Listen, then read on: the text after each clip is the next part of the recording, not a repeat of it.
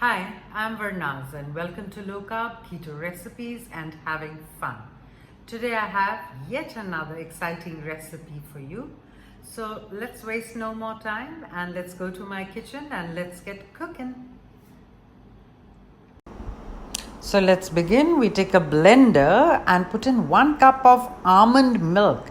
Yeah, we're making this with almond milk. And now we add to it 1 teaspoon of mustard.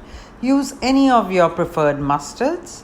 1 tablespoon of apple cider vinegar and half a teaspoon of salt, but adjust the salt according to your taste, and 1 teaspoon of xanthan gum.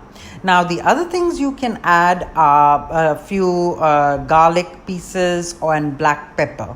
Now can you see the consistency? It's become a little thick, but as you keep blending it'll become even more thick.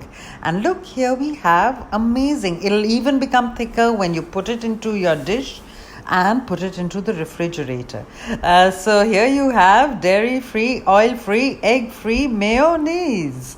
So thanks for watching. Do subscribe to my channel and don't forget to press the bell so that you hear about all my future videos.